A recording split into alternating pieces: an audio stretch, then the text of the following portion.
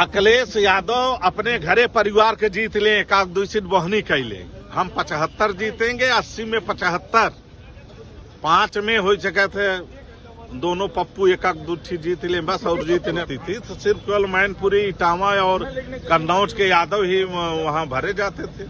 जौनपुर, आजमगढ़, मऊ और देवरिया थोड़ी यादव भरे जाते हैं। 2024 लोकसभा की तैयारी बहुत मजबूती से चल रही है और हम लोग जौनपुर और मछली शहर दोनों जीतेंगे और भारी मतों से जीतेंगे, 2 लाख से पार।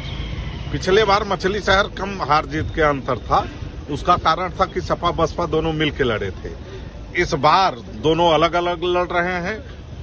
181 वोट से माननीय बीपी सरोज पिछले बार जीते थे, इस बार 1,81,000 से जीतेंगे चुनाव। और सबका साथ सबका विकास, ये चुनाव जो होने जा रहा है, ये सबका साथ सबका विकास, सब हर वर्ग भाजपा के साथ है और हर वर्ग भाजपा को वोट दे रहा है।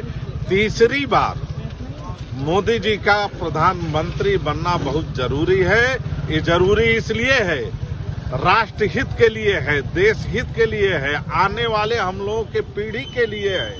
ये 370 हटाने के लिए है, राम मंदिर बनाने के लिए है, काशी कॉरिडोर बनाने के लिए है, मां विंध्यवासिनी कॉरिडोर बन रहा है, इसके लिए है, 400 पार, इसके लिए आना जरूरी है। दूसरी स्थिति है, मैं बताना चाहता हूं, इंडी गठबंधन जो है, दोनों जो डब्लू बबलू है, पप्पू, ये कह रहे संविधान खत्म हो जाएगा।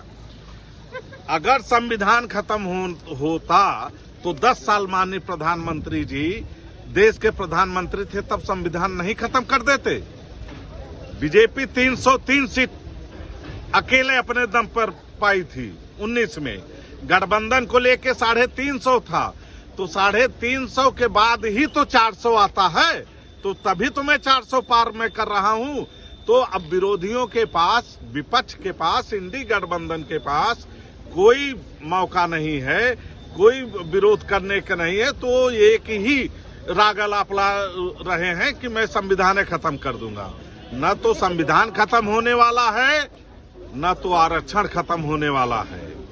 ये 400 पार इसलिए नारा लगाया गया है कि 350 एनडीए तो 19 में ही था, तो 350 के ऊपर ही तो 400 आता है।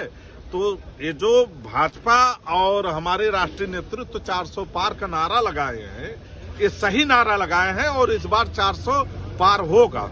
सर, अखिलेश यादव कह रहे हैं पूर्वांचल की कई सीटें जीत रहे हैं, उसको कैसे देख रहे हैं?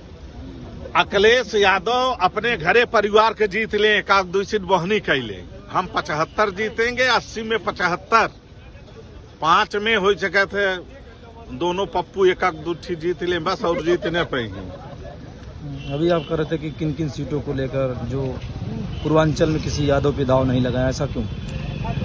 पूर्वांचल को यादव मानते ही नहीं है, वो तो केवल सफाई, इटावा और मैनपुरी वहीं के यादव मानते हैं। उनके जब उनकी सरकार थी, जब पुलिस की भर्ती होती थी या किसी विभाग की भर्ती होती थी, तो सिर्फ केवल मैनपुरी, इटावा और कन्नौज के यादव ही वहां भरे जाते थे। जौनपुर, आजमगढ़, मऊ और देवरिया थोड़ी यादव भरे जाते हैं। तो इसलिए कोई मतलब नहीं है।